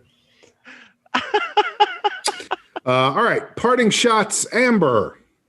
Yeah. This morning I joined an Instagram live that Black Lives Matter Los Angeles was hosting about maintaining safety in this day and age, and specifically against white supremacists. And it was great, as always. They're very good at what they do, and they're very smart, and they're a joy to listen to. And like, a big part of all of their messaging is about like coming from love and taking care of yourself, and that was great. But what I found wild, because Instagram Live, you can see people comment and you can see it in real time. Mm-hmm. And a significant number of people who at least were commenting, I don't know about attending full on, were straight up trolls saying, you know, Black lives don't matter, all lives matter. Just awful, racist, terrible stuff. And Ari Melber was like turning matter into antimatter. right, Quoting another. And this goes without saying, but I feel the need to say it. How big a loser do you need to be? I don't understand, but I can see not having that political perspective, but to go out of your way to take time out of your life to join an Instagram Live for something that you disagree with, just to comment horrible things. It's like, it's the saddest, it's the least less thing I've ever seen. It's just like, get a life, get a hobby, join groups that you do like, instead of joining groups that you can shit on. And it felt like they were there to like spy, and it was like, there's nothing to spy on. It was people saying like, you know, take care of yourself. Like, it was right. Like, so yeah, it's just wild that people can be awful, and it's heartbreaking. I think I was going to say, Amber, I think the grossest thing about the troll mentality is that, to me, it's that form of someone who just wants attention. Mm-hmm. And you get the attention by going against the thing that the most number of people would object to. You know, I mean, most people would go, why, like you're saying, why would you go to a thing about love to hate on it? Right. But and it's because we're talking about it right now, because it's Right. that attention, it's that Right. it's that look at me thing, because like you said, get a life. These people have no self-value. They have no sense of who they are beyond hitting at something else. What do you think is the Venn diagram of people who listen to our show with people who were on that Instagram trolling for attention? Ugh, I hope not. We've done pretty Right. good over the years. I would say this podcast has done okay in the troll world. I don't think. No. I'm just saying, like you're saying, these people want attention. We're giving them attention right now. I just wonder how many people are sitting at home right now going, I fucking trolled that BLM thing on Instagram, and now they're talking about it on my face. Go for a walk, bro. Like, what do you Well, that's the other thing is, like, I look at that and I'm like, I would have had to take like 4 steps to watch that thing on Instagram just to be there. right? And that seems like a lot to me. Right. And it would have been interesting to me, but to do it because I hate them and hate everything what they I'm stand saying. for. Yeah. Just it's like borderline mental illness of some sort. It's not even borderline. I think it's deep. They're so brainwashed. It's like they think that they're doing good, and that's the whole idea. Like there's a divide. There's like I read. I'm sure we've all seen on these posts. It's like to even say that our country is divided makes it seem like if there's two sides, they're equal. Right. And it's like that's giving too much power to like what, like you said, like not that we're the right side, but we are. We We're for are. good. We're for good. Do you guys think there's other kinds of supremacists besides white supremacists? Like, are there, like, is there somebody out there who's like, I think cookies are better than pretzels. I'm a cookie supremacist, We'll be right back with the Duncan Robinson. Like I only ever hear supremacist in terms of white Right. supremacist. Right.